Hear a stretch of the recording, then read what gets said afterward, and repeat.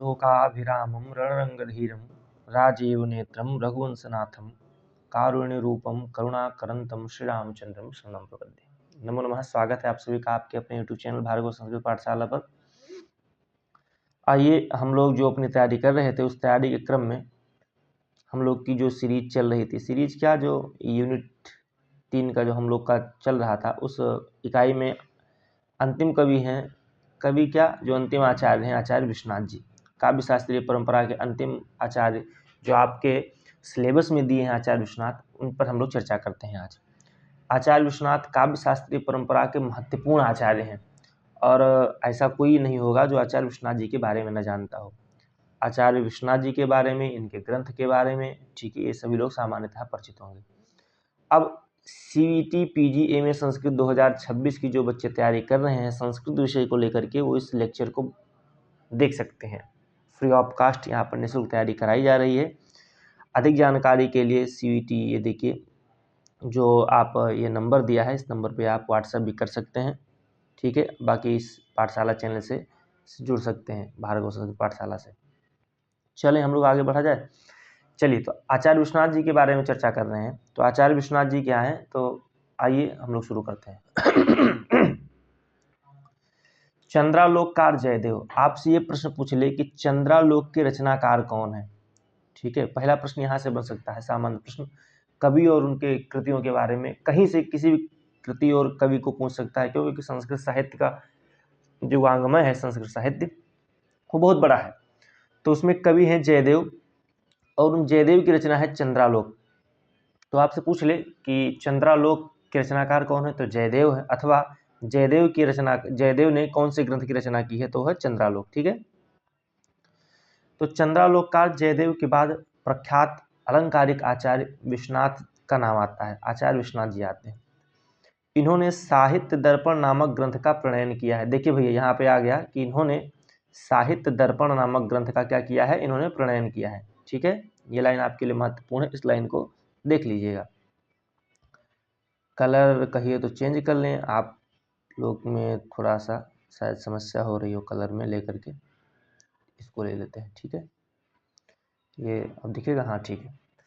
तो इनके पिता का नाम चंद्रशेखर तथा पितामह का नाम नारायण दास था, ठीक है। यहाँ से भी प्रश्न आपसे पूछ सकता है कि इनके ग्रंथ का क्या नाम है, तो साहित्य दर्पण इनके ग्रंथ का नाम है, किसके, तो आचार्य विश्वनाथ जी के। चंद्रालोक किसकी रचना है, तो आचार्य जयदेव की रचना है। अब आचार्य विश्वनाथ के बारे में चर्चा कर रहे हैं, तो इनके पिता का क्या नाम है, इनके पिता का नाम चंद्रशेखर है और पितामह अर्थात दादाजी जो हैं, इनके पितामह का नाम नारायण दास है, ठीक है। आचार्य विश्वनाथ जी का जो समय है वो 14वीं शताब्दी माना जाता है। क्या माना जाता है, 14वीं शताब्दी। आचार्य विश्वनाथ जी जो थे वो कलिंग प्रदेश के रहने वाले थे, कलिंग प्रदेश के निवासी थे। साहित्य दर्पण काव्य शास्त्रीय परंपरा का अनुपम ग्रंथों में एक है, जो परिच्छेदों में विभक्त है। हाँ, आपसे ये सवाल या में पूछा जाता है कि जो साहित्य दर्पण नाम की जो कृति है, साहित्य दर्पण, ये साहित्य दर्पण का विभाजन किस में हुआ है, ठीक है। इसका विभाजन इसका किस में हुआ है, तो इसका विभाजन परिच्छेदों में हुआ है, ठीक है। और कितने परिच्छेद हैं, तो उसमें कुल 10 परिच्छेद हैं, ठीक है। जैसे हम जब काव्य प्रकाश की चर्चा कर रहे थे, तो काव्य प्रकाश का विभाजन उल्लासों में हुआ था, किसमें हुआ था, उल्लासों में हुआ था, ठीक है। उसमें कितने उल्लास थे, उसमें भी 10 उल्लास थे। ठीक उसी प्रकार आचार्य विश्वनाथ का जो साहित्य दर्पण है, साहित्य दर्पण का विभाजन किसमें है, तो वो परिच्छेदों में है। और कितने परिच्छेद हैं, तो वो उसमें 10 परिच्छेद हैं, ठीक है। इतना समझ में आ गया। यही सामान्य प्रश्न बनता है। और एक प्रश्न बनता है कवियों के कालक्रम के हिसाब से बनता है। क्या बनता है, कवियों के कालक्रम के हिसाब से प्रश्न बनता है, ठीक है। जैसे कि पहले आचार्य कौन है, उनके बाद कौन है, उनके बाद कौन है, उनके बाद कौन है, ऐसा बनेगा। उसका भी चार्ट हम आपको जल्दी ही दिखाएंगे। अब तो ये लेक्चर जो यूनिट इकाई में जो अलंकारिक आचार्य थे खत्म हो रहे हैं। इनका कालक्रम भी मैं दिखा दूंगा। चले, आचार्य विश्वनाथ जी ने मम्मट के काव्य लक्षण तरदोषौ शब्दार्थौ सगुणावन अलंकृति पुनः क्वापी, ये किसका मत है, तो ये आचार्य मम्मट का मत है। आचार्य मम्मट का काव्य लक्षण है। ध्यान दीजिएगा, जब मम्मट की चर्चा कर रहे थे तो हमने शायद इसमें बताना भूल गया था कि तरदोषौ शब्दार्थौ सगुणावन अलंकृति पुनः क्वापी, ये आचार्य मम्मट ने कहा था। किसके बारे में? काव्य के बारे में। कहा कि तद अदोषौ, यहाँ जो है तत् अदोषौ है, ये तत् आदोषौ, ठीक है, मतलब दोष से रहित। तद अदोषौ शब्दार्थौ सगुणावन अलंकृति, मतलब गुण से युक्त हो, और कहीं कहीं अलंकार हो तो भी ठीक है, और अनलंकृतिक कहीं कहीं अलंकार रहित भी हो तो भी वो ठीक है, वो काव्य हो सकता है, ऐसा बता रहे हैं पुनः कॉपी, ठीक है। तो जो काव्य प्रकाशकार आचार्य मम्मट हैं, उन आचार्य मम्मट के जो काव्य लक्षण है तद दोषौ शब्दार्थौ सगुणावन अलंकृति पुनः कॉपी, इनके मत का खंडन किया। किसने खंडन किया? तो आचार्य विश्वनाथ जी ने इनके मत का खंडन किया, ठीक है। आपसे ये प्रश्न जरूर पूछेगा कि आचार्य विश्वनाथ जी ने किन किन आचार्यों के मत का खंडन किया। तो ये देखिए यहाँ पर लिखा है कि इन इन आचार्यों के मत का खंडन किया है, ठीक है।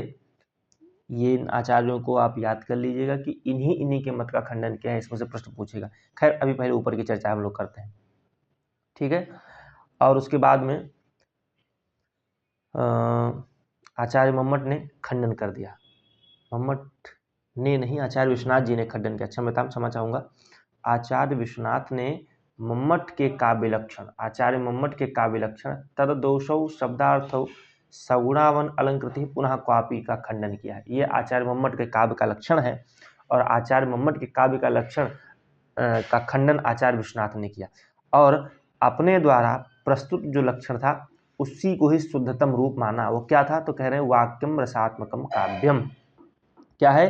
कि वाक्यम रसात्मकम काव्यम, रसात्मक का वाक्य ही क्या है? काव्य है। ये ऐसा लक्षण आचार्य विश्वनाथ प्रस्तुत करते हैं।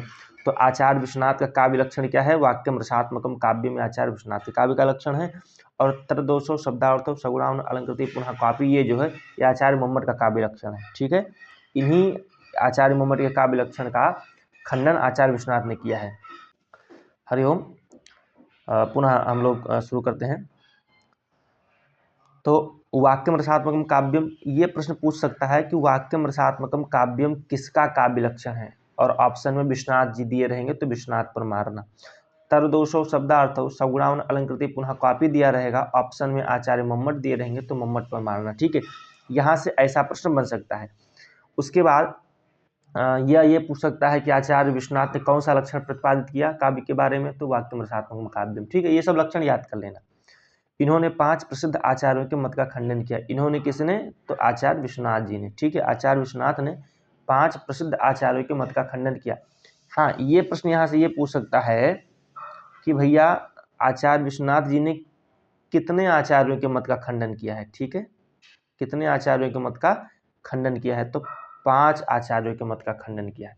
और वो 5 आचार्य कौन है? तो मम्मट है, कुंतक है, भोज है, आनंदवर्धन है और वामन है, ठीक है। यही आपके वो 5 आचार्य हैं, यही आपके 5 आचार्य हैं, ठीक है। इनको आप ध्यान से देख लीजिएगा। आचार्य मम्मट हो गए जो ये ध्वनि के आचार्य हैं, कुंतक हो गए ये वक्रोक्ति के आचार्य हैं, और भोजराज हो गए, आनंदवर्धन भी ध्वनि वाले हैं, ध्वन्यालोक के प्रतिष्ठापक आचार्य भी हैं ध्वनि संप्रदाय के, और वामन हो गए। कुंतक और वामन, वामन शायद रीति के हैं, ठीक है, वामन जी रीति के हैं, आचार्य कुंतक वक्रोक्ति के हैं, मम्मट और आनंद है ध्वनि संप्रदाय के आचार्य हैं, आनंदवर्धन इसके प्रतिष्ठापक आचार्य हैं, ठीक है। तो इस प्रकार से 5 आचार्यों का इन्होंने खंडन किया है। किसने? आचार्य विश्वनाथ जी ने। यहाँ से ये ध्यान दीजिएगा भैया, कितने आचार्य का खंडन किया है? 5 आचार्य का। ये प्रश्न पूछ सकता है। और वो आचार्य कौन है? तो मम्मट, कुंतक, भोज, आनंदवर्धन और वामन। इनका नाम दे करके ऑप्शन में 3 का नाम दे देगा और चौथा कोई और दे देगा, तो आपको बताना पड़ेगा कि इसमें से कौन किस आचार्य के मत का खंडन नहीं किया है, ऐसा प्रश्न पूछ सकता है। अथवा 3 ऑप्शन कोई और दे देगा, एक ऑप्शन इसमें वामन दे देगा, कहेगा इसमें से किन आचार्यों के मत का खंडन किया है, तो आपको वामन लगाना पड़ेगा। इस प्रकार से प्रश्न बन सकते हैं, अपने हिसाब से तैयारी कर लीजिएगा। आइए थोड़ा सा साहित्य दर्पण ग्रंथ के बारे में हम लोग चर्चा करते हैं। साहित्य दर्पण में कितने परिच्छेद हैं? हमने बताया 10 परिच्छेद हैं। साहित्य दर्पण का विभाजन किसमें हुआ है? तो परिच्छेदों में इसका विभाजन हुआ है। ये सब सामान्य आप लोग जानते हैं। प्रथम परिच्छेद में किस चीज़ की चर्चा है? तो कह रहे हैं प्रथम परिच्छेद में काव्य के प्रयोजन, लक्षण आदि प्रस्तुत करते हुए विश्वनाथ जी ने मम्मट के तरदोषो शब्दार्थो सगुणावन अलंकृति पुनः कॉपी, इस काव्य लक्षण का बड़े ही सरम्भ के साथ खंडन किया है। उसके स्थान पर वाक्यम रसात्मकम काव्यम के लक्षण, जो उनका लक्षण था, उस मत को स्थापित किया है। दूसरा द्वितीय परिच्छेद में क्या है, तो द्वितीय परिच्छेद में वाक्य और पद का लक्षण करने के बाद अभिधा, लक्षणा, व्यंजना आदि शब्द शक्तियों का विस्तार के साथ विवेचन किया है। ठीक है, शब्द शक्तियाँ कितने प्रकार की होती हैं? शब्द शक्तियाँ 3 प्रकार की होती है, जिसमें अभिधा, लक्षणा और व्यंजना होती है। ठीक है, तो द्वितीय परिच्छेद में अभिधा, लक्षणा, व्यंजना शब्द शक्तियों का इन्होंने विस्तार पूर्वक वर्णन किया है। तीसरे परिच्छेद में रस निष्पत्ति का सुंदर विवेचन किया है और उसी के साथ साथ नायक नायिका भेद का भी इन्होंने प्रतिपादन किया है। प्रश्न पूछे कि नायक नायिका का भेद किसमें इन्होंने, किस परिच्छेद में किया है, तो तृतीय परिच्छेद में इन्होंने किया है। चतुर्थ परिच्छेद में ध्वनि काव्य, गुणीभूत काव्य, क्षम्यताम ध्वनि काव्य और गुणीभूत व्यंग काव्य के भेदों का विवेचन किया है। पांचवें में ध्वनि सिद्धांत का समर्थन बड़ी ही प्रौढ़ता के साथ किया है। छठे परिच्छेद में नाट्य शास्त्र संबंधी विषयों का प्रतिपादन किया है। छठा, इसको रसाध्याय भी शायद कहते हैं। ठीक है, छठे परिच्छेद को। सातवां परिच्छेद में इन्होंने दोषों का वर्णन किया है। आठवें में गुणों की चर्चा है। नवम परिच्छेद में इन्होंने रीति का वर्णन किया है और 10वें परिच्छेद में अलंकारों का वर्णन किया है। यहाँ पर समझना यह है कि आचार्य जो मम्मट थे और उन्होंने अपने काव्य प्रकाश में 9वें और 10वें इन दोनों में अलंकारों की चर्चा की। 9वें में शब्दालंकार और 10वें में अर्थालंकार। ठीक है, और 9वें में ही उन्होंने शुरुआत में गुणों की शायद थोड़ी सी उन्होंने नहीं, 9वें में नहीं, 8वें में ही इन्होंने थोड़ा सा अलंकार का परिचय दे दिया था। और यहाँ पर ये देखना है, 7वें में मम्मट भी दोष का वर्णन करते हैं, 7वें में इन्होंने भी दोष का वर्णन किया है। 8वें में इन्होंने भी गुण की चर्चा की है और मम्मट ने भी गुणों की चर्चा की है। 9वें में इन्होंने रीति का वर्णन किया है और आचार्य मम्मट ने अलंकारों का वर्णन किया है। ठीक है, ध्यान देना है कि 9वें परिच्छेद में इन्होंने रीति का वर्णन किया है तथा 10वें परिच्छेद में अलंकारों का वर्णन किया है। यहाँ से इतना ही जानना है, ठीक, किस परिच्छेद में क्या क्या हुआ है। आइए, साहित्य दर्पण जो मंगलाचरण है, साहित्य दर्पण जो ग्रंथ है, उस साहित्य दर्पण ग्रंथ का हम लोग मंगलाचरण पढ़ते हैं कि मंगलाचरण क्या है। कह रहे हैं कि सरदिंदु सुंदर रुचिश्चेत सा में गिराम देवी, सा में गिराम देवी, अपहृत्य तमः संततम अर्थान अखिलान प्रकाशयतु। अर्थान अखिलान प्रकाशयतु, संपूर्ण अर्थों को क्या कर दें, हमारे अंदर प्रकाशयतु, प्रकाशित कर दें। और कैसे प्रकाशित करें, तो अपहृत्य तमः, तम को अपहृत्य करके, हरण करके, तम को समाप्त करते। कौन सा तम? तम माने अंधकार। तो अज्ञान रूपी जो अंधकार है, उस अज्ञान रूपी अंधकार को हमारे हृदय से उसका हरण करके संपूर्ण विश्व के अखिलान अर्थान अखिलान प्रकाश हेतु, संपूर्ण विश्व के अर्थ को या अथवा संपूर्ण अर्थ को हमारे हृदय में आप क्या करते हैं, प्रकाशित कर दें, उद्भासित कर दें। ऐसा साहित्य दर्पणकार अर्थात आचार्य विश्वनाथ जी भगवती सरस्वती से प्रार्थना कर रहे हैं। और वह सरस्वती कैसी बता रहे हैं, तो कह रहे हैं सरदिंद सुंदर, शरद ऋतु के समान अथवा शरतकालीन चंद्रमा के समान सुंदर कांति वाली। कौन? गिराम देवी अर्थात सरस्वती, ये सरस्वती की विशेषण मान सकते हैं। ठीक है, तो सरदिंदु सुंदर रुचिश्चेतसी सा में गिराम देवी, अपहृत्य तमः संततम अर्थान अखिलान प्रकाशयतु। शरतकालीन चंद्रमा के समान सुंदर कांति वाली, वह कौन? सा अर्थात वह कौन?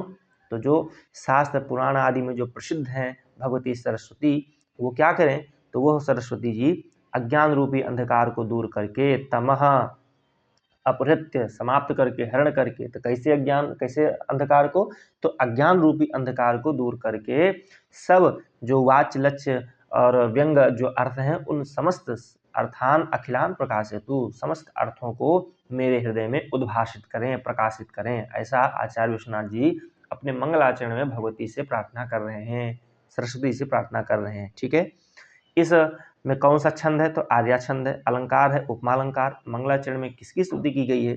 भगवती सरस्वती की स्तुति की गई है। और आचार्य विश्वनाथ ने लक्षणा कितने भेद माने हैं, तो आचार्य विश्वनाथ ने लक्षणा के 80 भेद माने हैं।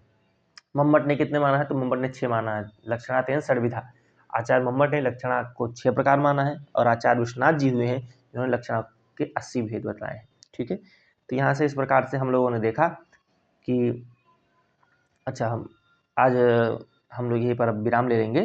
ठीक है, लेकिन अभी हमने देखा मंगलाचरण देख लिया है, शरदेंद्र सुंदर इस प्रकार से करके। ठीक है, ये मंगलाचरण याद कर लेना। हो सकती है एक लाइन दे करके पूछ ले इसमें से किसका मंगलाचरण है। ठीक है, इसका अर्थ आप लोग पढ़ लीजिएगा, बहुत ही सुंदर श्लोक है। भगवती सरस्वती की कृपा यदि चाहते हो तो इस श्लोक को नित्य प्रति पाठ करें। ठीक है, सुबह उठकर स्नान ध्यान करके भगवती सरस्वती को प्रणाम करके इसी श्लोक से उनका ध्यान करके उनको नमस्कार करें और उनसे प्रार्थना करें कि भगवती हमको जो यथेष्ट है, हमारा जो इच्छित है तो हमको प्राप्त हो। और जिस प्रकार से विश्वनाथ जी कह रहे हैं कि अर्थान अखिलान प्रकाश हेतु, ठीक उसी प्रकार से आपके भी हृदय में, आपके भी मानस में भगवती सरस्वती की कृपा से संपूर्ण जो विद्या है, संपूर्ण जो ज्ञान है वो आपके हृदय में उद्भाषित हो जाए, प्रकाशित हो जाए। ठीक है, इसी के साथ हम लोग यहीं पर इसको हम लोग विराम देते हैं। अगले लेक्चर में हम लोग पुनः मिलेंगे। तब तक के लिए हरिओम, नमो नमः, महादेव। और लाइक सब्सक्राइब जरूर करते रहें।